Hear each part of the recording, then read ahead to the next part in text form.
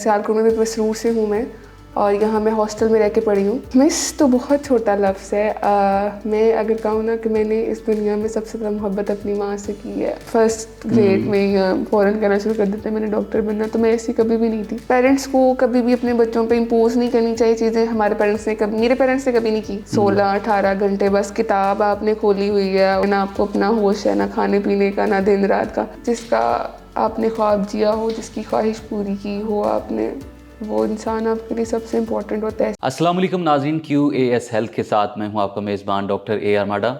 नाज़रीन, आज एक हम ऐसी मोटिवेशनल स्टोरी लेके आए, एक ऐसी बाकमाल बेटी जिन्होंने 10 गोल्ड मेडल लेकर ना सिर्फ अपने पेरेंट्स का सर फ़ख्र से बुलंद किया बल्कि पूरे पाकिस्तान में ख़वातीन के लिए एक ज़िंदा मिसाल बन गई।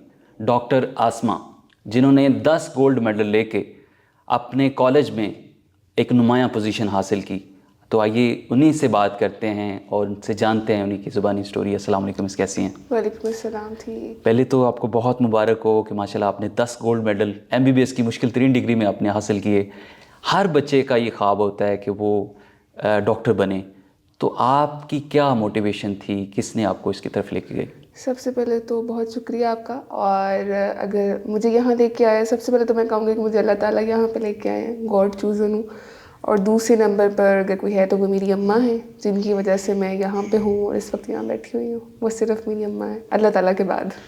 आपकी वालदा का एक ख्वाब था कि आप जी जी डॉक्टर बने। जी सही जी। है। क्योंकि अगर मेरे पे होता तो मैंने तो कभी भी नहीं करना था, लेकिन मेरी अम्मा की दुआएं हैं, मेरी अम्मा की मेहनत और उनकी ख्वाहिश है जिस पे मैं यहाँ पे हूँ। इतनी मुश्किल स्टडी कैसे मैनेज किया, कैसे इसको मैनेज करती थी आप? मैं सियालकोट से हूँ। सियालकोट में भी मसरूर से हूँ मैं और यहाँ मैं हॉस्टल में रह के पढ़ी हूँ। तो मेरे लिए शुरू में बहुत मुश्किल था हॉस्टल में रहना, क्योंकि मैं कभी भी अपनी अम्मी से दूर नहीं रही हूँ। मैं उनकी सबसे छोटी और सबसे लाडली औलाद थी। तो बहुत रो रो के गुजारा मैंने पहला साल, लेकिन बाद में आहिस्ता आहिस्ता एडजस्ट हो जाते हैं। और दूसरा फिर जब आपको लग रहा हो कि आपको आगे बहुत आगे जाना है, और अम्मा की खुशी मेरा रिवॉर्ड थी, तो उनकी खुशी की खातिर मैंने मेहनत की है और अल्लाह ताला ने मेरा साथ दिया है और इस तरह से अल्लाह ताला ने मुझे यहाँ तक पहुँचाया। ठीक है। कॉलेज में और भी बच्चे थे, पढ़ने वाले थे, जिनके गोल्ड मेडल जो नहीं हासिल कर पाए, वो भी शिकवे शिकायत करते होंगे। आपने 10 गोल्ड मेडल लिए, आपके क्लास फेलोज़ का क्या रिएक्शन था? मेरे सबसे पहले मैं कहूँगी जो मेरी फ्रेंड्स हैं, जो मेरी रूममेट्स भी हैं, तो उन्होंने मेरे लिए दुआ की है हमेशा। मतलब बहुत अच्छी हैं मेरी दोस्तें, तो वो मेरे लिए दुआ करती रही हैं। बाकी मेरा इतना इंट्रैक्शन नहीं था, लेकिन जितने भी मेरे जानने वाले हैं वो इनकरेजिंग थे सारे। और हमारा कंपटीशन जो था वो हेल्दी कंपटीशन था। मैं यही कहूँगी कि जेलसी वाला एलिमेंट बहुत कम था। और एक दूसरे को देख के ना हमें यही होता था कि मैंने इससे आगे जाना है, मैंने इससे आगे जाना। तो इस तरह से आहिस्ता आहिस्ता अल्लाह ताला ने यहाँ तक पहुँचा दिया। वालदा की ख्वाहिश थी कि आप डॉक्टर बने और आज अल्हम्दुलिल्लाह आप डॉक्टर बन गई जी हैं। जी अल्हम्दुलिल्लाह। उनको मिस तो करती होंगी आप? मिस तो बहुत छोटा लफ्ज़ है। मैं अगर कहूँ ना कि मैंने इस दुनिया में सबसे ज़्यादा मोहब्बत अपनी माँ से की है, तो मैंने मतलब 4th ईयर में उनकी डेथ हुई थी। जब मैं 4th ईयर में थी, 27 मई 2020, 4 शवाल को, ईद के चौथे दिन, छोटी ईद के चौथे दिन। तो अगर मैं कहूँ तो मैं अभी भी वहीं खड़ी हूँ। मुझे अभी भी वो चाहिए, अभी भी चाहिए वो। लेकिन अल्लाह ताला की मर्ज़ी है और वही है ना, अल्हम्दुलिल्लाह अला कुल्ली हाल। और कन्वोकेशन पे जब आपको बुलाया गया तो पेरेंट्स नहीं थे, वालिद साहब की कन्वोकेशन से पहले डेथ होगी, तो उसको फिर आपने कैसे मैनेज किया? आपके फैमिली में सपोर्ट करने वाले थे? मेरी अम्मा की डेथ के बाद मेरी बहनों ने मेरा बहुत ख्याल रखा है, अम्मी की तरह ख्याल रखा है। लेकिन ज़ाहिर है माँ को कोई रिप्लेस नहीं कर सकता। तो उनका दुख भी बहुत बड़ा था, मतलब मेरे जितना ही है, उनकी भी माँ गई थी। तो लेकिन मुझे बहुत सपोर्ट किया है, छोटे बच्चे की तरह हमेशा बैकअप पे रही हैं, हमेशा सपोर्ट किया है।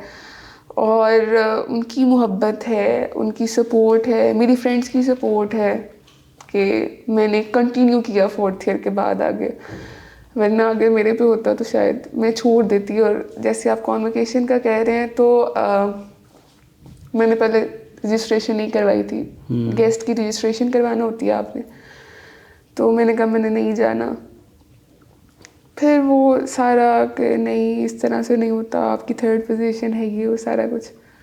तो फिर मैंने अपनी बहनों की रजिस्ट्रेशन करवाई कि वो आएंगी, और मेरे अब्बा की भी रिसेंटली डेथ हुई है। मेरी हाउस जॉब के बिल्कुल स्टार्ट में 1st को मेरी हाउस जॉब स्टार्ट हुई है और 5th को मेरे अब्बा की डेथ हुई थी।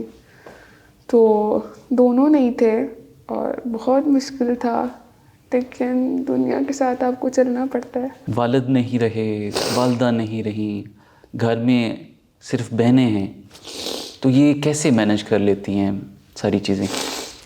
अब हमारे घर में इस वक्त कोई नहीं रहता।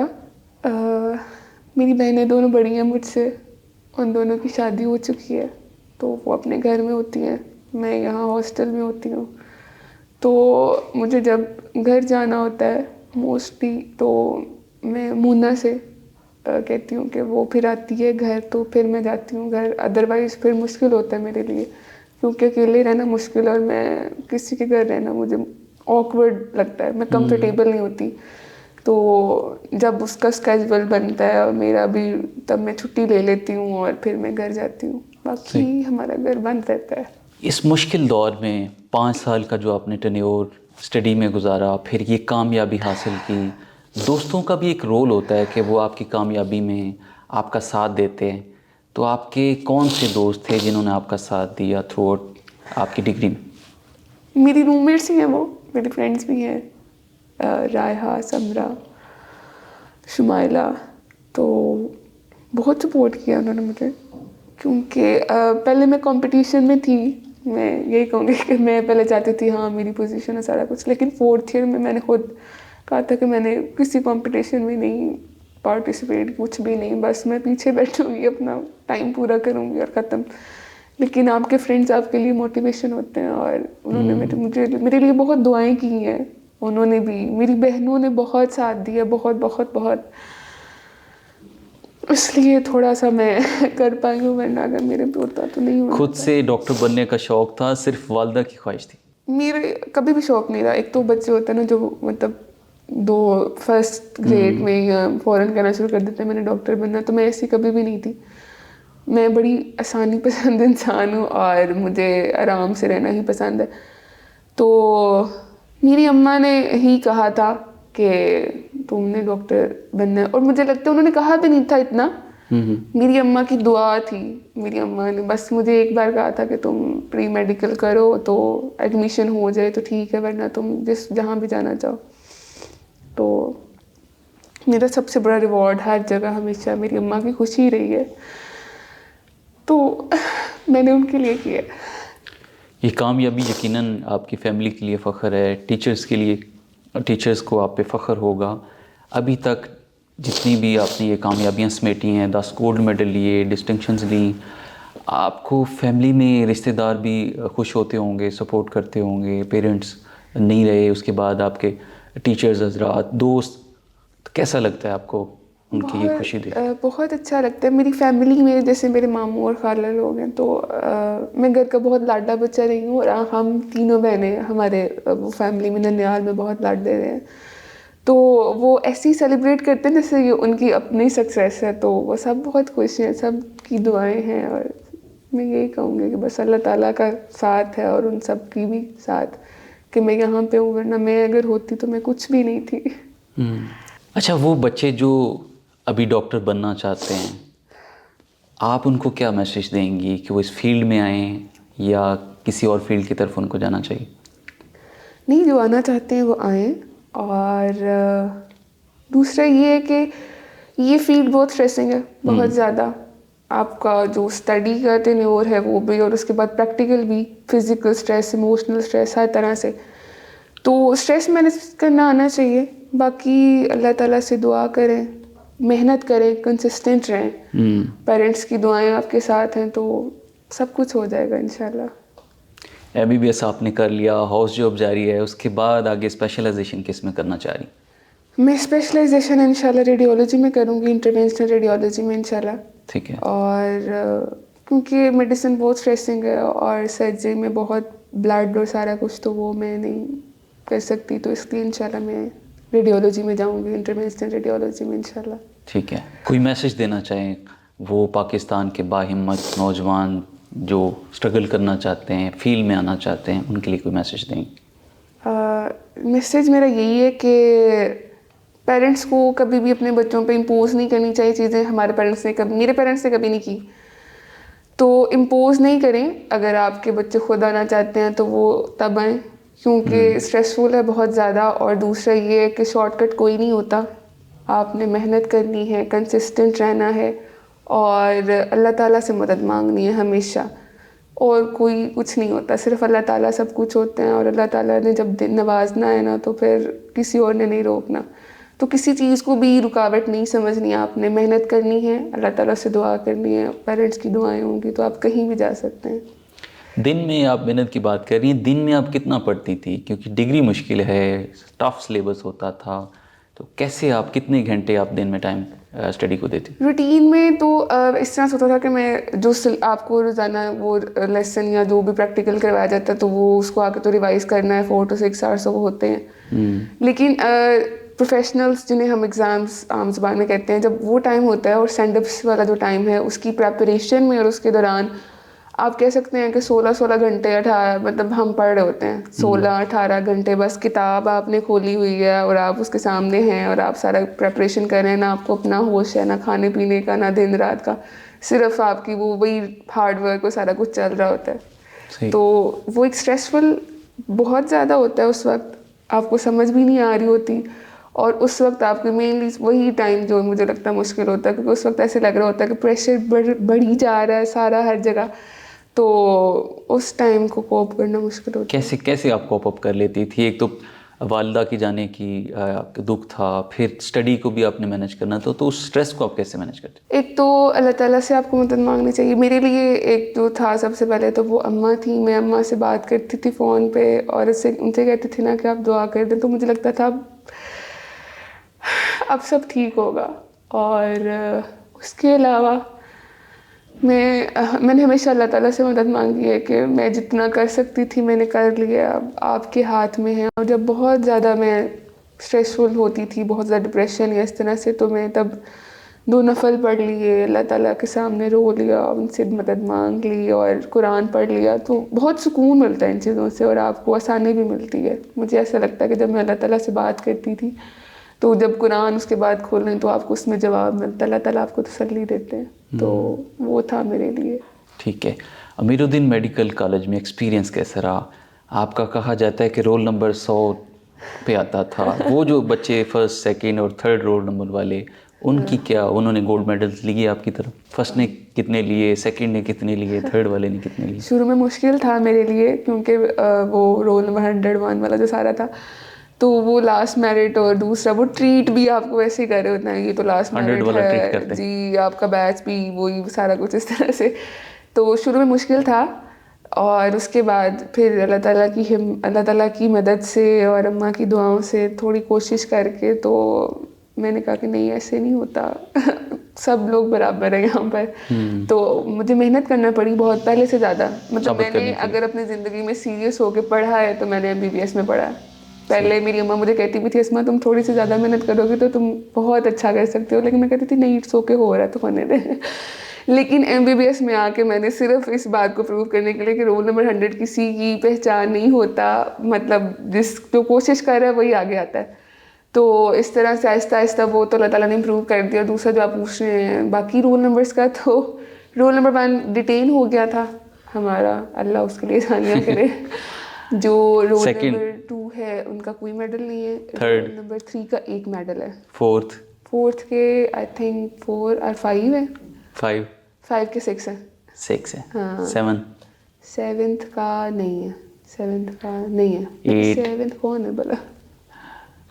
मुझे 5 जो रोल नंबर है उसके 6 हैं, 6 का कोई नहीं है, 7 के भी कुछ हैं, आई थिंक 3-4 हैं उसके भी, 8 का 1 है और 9th का पता नहीं, मुझे मतलब कंफर्म नहीं है। सिर्फ आपने साबित किया कि 100 रोल नंबर वाला जो किसी से पीछे नहीं है। जी जी। मेरिट का भी इसमें कुछ होता है कि जिसकी वजह से रोल नंबर, देखिए हम जो हमारी क्लास में उस वक्त लोग थे वो सारे 90% वाले थे, 90 पॉइंट समथिंग पे।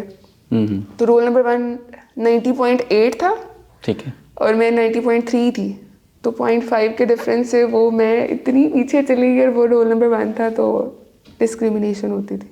ठीक है। तो मुझे तो गुस्सा आता था कि ये क्या हो रहा है, और दूसरा शायद मुझे लगता है मैं फील भी ज़्यादा कर जाती हूँ, तो इसलिए। अच्छा, ये सारे गोल्ड मेडल्स आपको डिस्टिंक्शंस पे मिले हैं या कोई और कारकर्दगी जो आपने दिखाई है पोजीशंस बेस पे? मेरी 8 डिस्टिंक्शंस हैं, और उसके बाद मेरी 2 पोजीशंस भी हैं 2 ईयर्स में, सेकेंड ईयर में और फाइनल ईयर में, तो उन सब के मिला के ये 10 मेडल्स हैं। ठीक है। अल्हम्दुलिल्लाह। कॉलेज लाइफ में कोई इंटरेस्टिंग स्टोरी जो आप शेयर करना चाहें? इंटरेस्टिंग ऐसे तो कुछ नहीं, मैं वही बच्चा थी कि जिसने किताबें खोलनी है, पढ़ना है और बाकी टाइम में आराम करना है। मैंने बहुत ज़्यादा कभी फंक्शंस भी अटेंड नहीं किए, और सबसे बड़ी मेरी एंटरटेनमेंट घर जाना होती थी, अम्मा से मिल लिया, बैटरी रिचार्ज हो गई, फिर वापस हॉस्टल आ गए, बस ऐसे ही ज़िंदगी गुजरी है। कन्वोकेशन वाले दिन जब आप गोल्ड मेडल रिसीव कर रही थी, उस वक्त क्या जज्बात थे? जज्बात देखें, जिसका आपने ख्वाब जिया हो, जिसकी ख्वाहिश पूरी की हो आपने, वो इंसान आपके लिए सबसे इम्पोर्टेंट होता है ऐसे किसी दिन।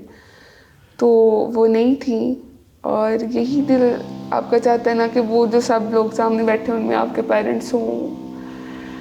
तो मुश्किल था, लेकिन खुशी इस बात की है कि मैंने उनका ख्वाब पूरा किया अल्हम्दुलिल्लाह, अल्लाह ताला की तौफीक से, और सब लोग जानते हैं अब कि मैं उनकी बेटी हूँ। MBBS तो आपने कर लिया, इसके अलावा पेरेंट्स के लिए क्या करना चाहते हैं उनके लिए, ताकि उनका भी सर फ़ख्र से बुलंद किया आपने, अब आगे क्या इरादे हैं, आगे क्या करना चाहती हैं? आगे यही है कि मैं मतलब रेडियोलॉजी में जाऊंगी, और दूसरा यही है कि मैं हमेशा उनके लिए सदका जारिया रहूं। हमेशा मतलब मेरी यही दुआ है कि मैं इस दुनिया में भी और आगे भी उनके लिए बाइसे फ़ख्र रहूं। यकीनन पेरेंट्स जो है वो एक बहुत बड़ा सरमाया होते हैं, अगर उनका सर से साया उठ जाए तो ज़िंदगी का जो मकसद है वो अधूरा रह जाता है।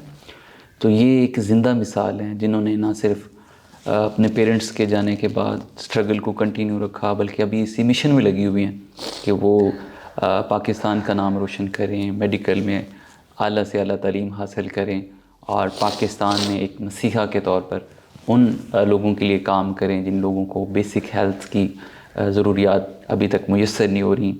आगे इसके अलावा अगर आपको मौका मिलता है पाकिस्तान में मेडिकल के किसी अच्छे डिपार्टमेंट में काम करने का, उसमें क्या आप चेंजेस लाना चाहेंगी?